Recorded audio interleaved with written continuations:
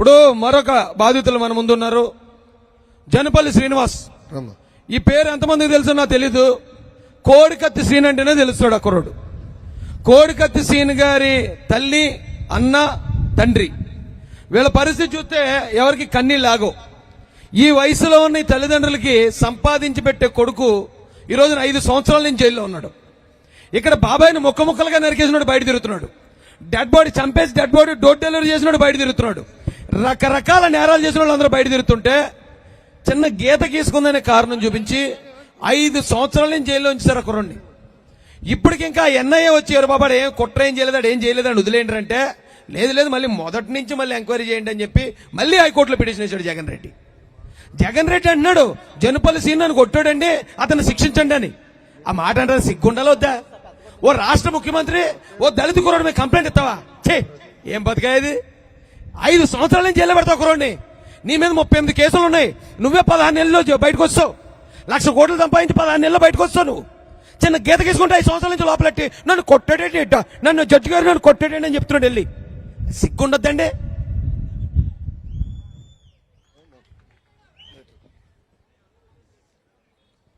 ముఖ్యంగా నేను మాట్లాడేది ఈ దళిత గలం సభకు ఇచ్చేసిన మన తెలుగుదేశం కార్యకర్త నాయకులకు, అలాగే జనసేన కార్యకర్తల నాయకులకు, అలాగే ఎప్పుడో ఇప్పుడు లోకేష్ బాబు గారు ముఖ్యమంత్రి అవుతున్నారు. ఈనాడు జనం సమూహం చూస్తే ఈ రోజే ముఖ్యమంత్రి బాబు గారు ముఖ్యమంత్రి అవుతారు నేను ఆశిస్తున్నాను. మీ అందరినీ చూసి నాకు చాలా ఆనందంగా ఉంది. అదే జనపల్లి శ్రీనివాసరావు అని మా తమ్ముడు అలాగే జగన్మోహన్ రెడ్డి గారి మీద దాడి చేశాడని చెప్పేసి చేయని నేరానికి 5 సంవత్సరాలుగా జైల్లో పెట్టారండి. ఏమండి ఒక మాట, సీన్తో మీరు మాట్లాడారు కదా, అది దాడి చేసి చంపేపోయాడా? ఏం లేదు సార్, కత్తి కొట్టి చేసాడా? లేదండి. మీకు చెప్పే ఉంటాడు కదా, చెప్పాడు. చెప్పండి, ఇలా కూడా చెప్పాడు సార్. అదే నిజంగా సీను దాడి చేశాడనే ఉద్దేశంతో ఎవరో కూడా మాకు ఏ విధమైన సాయం చేయలేదు. అలాగే ఇంటికి కూడా పలకరించడానికి ఎవరో రాలేదు అప్పుడు ఇంతవరకు కూడా. అలాగే ఆ దాడి జరిగిన మొదటి రోజునే మన దళిత నాయకుడు ఒక ఆయన అన్నాడట, అబ్దుల్ సలీం గారు అని. మా లాయర్లు ఎవరైనా అయితే జగన్మోహన్ రెడ్డి గారు ఏదో విధంగా ఇరికించేసి నానా కష్టాల్లో పెట్టేస్తాడయ్యా, నువ్వు ముస్లిం మైనారిటీ అయ్యి నువ్వు ఈ కేసు తీసుకో అని చెప్పిన వెంటనే మహానుభావుడు ఆయన సలీం గారు అని, ఆయన మహానుభావుడు 5 సంవత్సరాల నుంచి పాపం ఆయన పేదవాడే హైదరాబాద్ నుంచి వచ్చి విశాఖపట్నంలో ఆయన వర్క్ చేసుకుంటున్నాడు.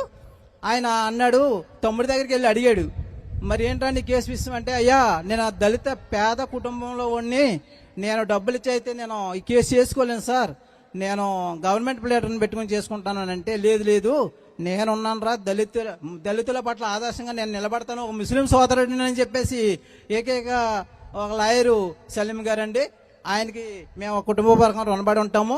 ఇంతవరకు కూడా సలీం గారు దళితులకి ఆదర్శంగా నిలబడాలంటే మాకే కాదు దళితుల కుటుంబాలందరూ కూడా ఆదర్శంగా ఉన్నాడని సంతోషపడవలసిన విషయం అది. అమ్మకు కూడా ఇవ్వండి ఒకసారి. అమ్మ ఏం మాట్లాడుతున్నాడు నీతోటి చెప్పు. సీన్ ఏమంటున్నాడు నీతోటి? అమ్మగారు అమ్మ మాట్లాడు ధైర్యంగానే, ధైర్యం చెప్పు. సమస్య ఏం జరిగిందో, ఏ బొక్కడు మళ్ళీ ఏం బీకేదేమీ లేదు.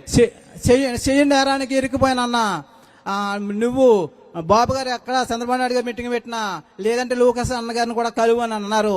గతంలో పట్టాభి గారిని కలిశాను విజయవాడలో, ఆయన కోర్టు వాయిదాపరంగా వస్తే నేను వెళ్ళాను. ఆ కుర్రాడు అయితే నేరం చేయలేదండి, పొడలేదు, ఏమీ లేదు అక్కడ. సినిమా ఎవరు మొట్టమొదట ఆపదలో ఆదుకున్న లాయర్ గారు సలీం గారు రెండోసారి పాపం 4 సంవత్సరాలు గడిచాక మా బాధలు మా కష్టాలు అర్థం చేసుకుని మహాసేన రాజేష్ అన్న రోజున 50,000 ఆర్థిక సహాయం చేశాడు. ఆ 50,000 కాదు, మాకు 5 లక్షలుగా ఉపయోగపడ్డాయి. ఈనాడు చాలా గర్వంగా నేను చెప్పుకుంటున్నాను. ఇంతవరకు కూడా 6వ సంవత్సరం ఎంటర్ అయింది, ఏ సమాధానం చెప్పలేదు. ముఖ్యమంత్రి గారు మా ఊరు 3 కిలోమీటర్ల దూరంలోకి వచ్చాడు. మేము అర్జీ పెట్టుకున్నాం, లెటర్ రాసాం గౌరవపూర్వకంగా, అయ్యా ఎన్ఓసి మేము పేద కుటుంబం బతకలేకపోతున్నాం, దళిత పేద కుటుంబం, అమ్మేమో ఉపదామ పథకం మీద పని చేస్తుంది, నేను కూలి పని చేయాలి, కుటుంబ భారం నా మీద పడిపోయింది. వాడు ప్రతి నెల 20,000 సంపాదించి కుటుంబాన్ని పోషించేవాడు 5 సంవత్సరాల నుంచి జైల్లో ఉండిపోయాడు. మిమ్మల్ని కలవాలి, మీరు ఎన్ఓసి ఇవ్వండి, రాష్ట్ర ప్రభుత్వంలో ముఖ్యమంత్రిగా ఉన్నారు, ప్రతి కుటుంబాన్ని ఆదుకోవాల్సిన బాధ్యత మీకు ఉంది అంటే, ఆయనకి సెక్యూరిటీ తక్కువ, మాకు సెక్యూరిటీ ఎక్కువ, మాకు గృహ అరెస్ట్ మాకు. అలాగే చూసి అలాగే విశాఖపట్నం దళిత నాయకుడు బూసి వెంకట్రావు గారు వచ్చారు ఇంటికి. మా కష్టాలు చూశారు. చూసి విశాఖపట్నంలో చంద్రబాబు అంబేద్కర్ విగ్రహం కాడ పెట్టి మీకు ఆర్థిక సాయం చేస్తాంరా, 4వ తారీఖున వాయిదాకు వస్తావు కదా అని అన్నాడు. ఈ విషయం ఎలా పబ్లిక్ అయిందో తెలియదు. మా అమ్మ నేను ప్రయాణం చేస్తున్నాం.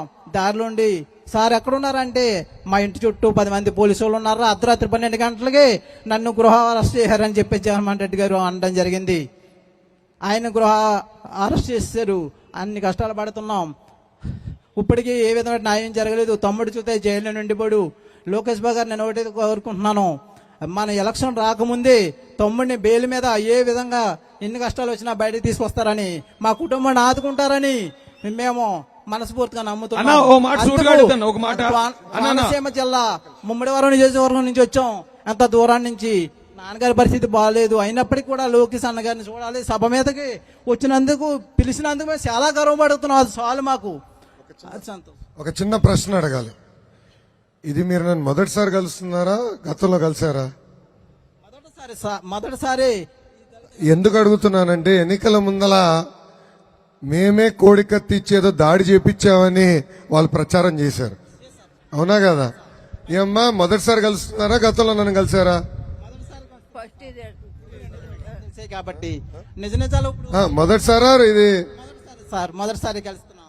ఏనా ఎన్నికల ముందల కోడికత్తి డ్రామా చూసాం, ఎన్నికల ముందల బాబాయ్ గుండుపోటు చూసాం. దాడి చేసింది వాళ్ళు, నెప్పంది తోసింది మన పైన. ఈరోజు చూడండి కుటుంబాన్ని కూడా ఎట్లా వేధిస్తున్నారు. ముఖ్యమంత్రి గారు అనుకుంటే 2 నిమిషాలు కాదు కదా, 1 సెకండ్ చాలు కేసు పోయేదానికి, మనోడు బయటకు వచ్చేదానికి. కానీ రానీడు. కనీసం వాయిదాలకు వెళ్ళరు. ఇన్వెస్టిగేషన్ కూడా సహకరించే పరిస్థితులు లేరు.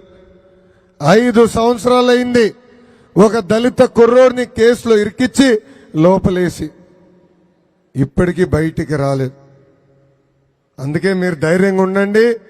న్యాయ పోరాటానికి మీకు అండగా నిలబడుతుంది మన పార్టీ, తెలుగుదేశం పార్టీ. ధైర్యంగా ఉండండి. నమస్కారం అన్న. నేను అడుగు అనుకున్నది కూడా అదే అడుగు అనుకున్నాను అన్న. ఏంటంటే నేను స్టార్టింగ్ లో వచ్చాను ఒకసారి మన ఊరు. అప్పుడు ఎవరు ఫ్లెక్స్ లో ఉన్నాడు ఆ కుర్రోడు? అప్పుడు జగన్ గారు ఫ్లెక్సీలో ఉన్నాడు. శ్రీనివాసు 4 రోజులు, అది వారం రోజులు కూలి పని చేసి 4,000 పెట్టి జగన్ గారు ఫ్లెక్సీ కూడా వేయించాడు. ఆ విశ్వాసం కూడా లేదు. కోడికత్తి వల్ల ఆయన సానుభూతి పొందాడు. నేను చెప్తున్నాను కదా, వైసీపీ వాళ్ళనే కొడతాడు అతను. ఆ కుర్రోడు వైసీపీయే, కానీ లోకేష్ గారు పొడిపించారు, చంద్రబాబు పొడిపించాడు. ఎంత మాట్లాడాడు? ఈ సిగ్గు శరం ఉండదు, అన్ని అబద్ధాలే. నేను వైసీపీ వాడిని, నన్ను 22 రోజులు ఇక్కడ కాకినాడలో సబ్జెక్టులు బొక్కలేయించలేదా? అది వైసీపీలో ఉండకంటారు బాబు, కొట్టి చంపేస్తారంటుంటే ఇంకా కొంతమంది అందులో పడి ఎడతారు. అందరు బాబు వెళ్ళండి వెళ్ళండి. ఈ పార్టీ తెలుగుదేశం పార్టీ మీకు అండగా ఉంటుంది ఖచ్చితంగా.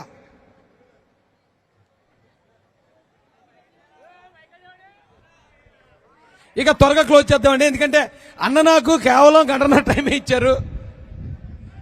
అన్న ఒక్క మాట, మైక్ అనేది నా కంట్రోల్లో ఉండదు. మైక్ మీరు ఎక్కడి నుంచో రప్పించుకుని మీరు మాట్లాడేయటమే. ఏమండి మైక్ అంటే ఎక్కడుందండి? ఎవరో మాట్లాడించండి అన్న. నేను మైక్ ఇవ్వలేదని మాత్రం నన్ను తిట్టుకోకండి దయచేసి. నమస్కారం. నా చేతిలో ఉండదు మైక్ అనేది, మీరు తీసుకోవడమే. ఎందుకంటే మన వాళ్ళు కోపం ఇక్కడ ఉంటుంది. పట్ రాయిస్ గడు మైక్ ఎత్తలేదు, ఈడే కావాలని తొక్కేస్తాడు మమ్మల్ని. నాకు తల్లి బాబోయ్.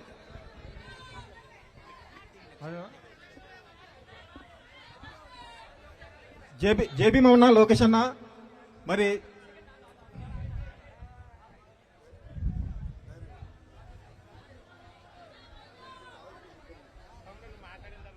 ధైర్యంగా ఉండమ్మా. మనం ఓడించిన తెలుగుదేశం పార్టీ ఈ రోజున మనకు అండగా నిలబడింది. మనం గెలిపించినోడే మన పాలిట శాపంగా తయారయ్యాడు మనకి. సైకో పోవాలి, సైకో పోవాలి, సైకో పోవాలి. నెక్స్ట్ ప్రశ్న అడిగండి తొందరగా.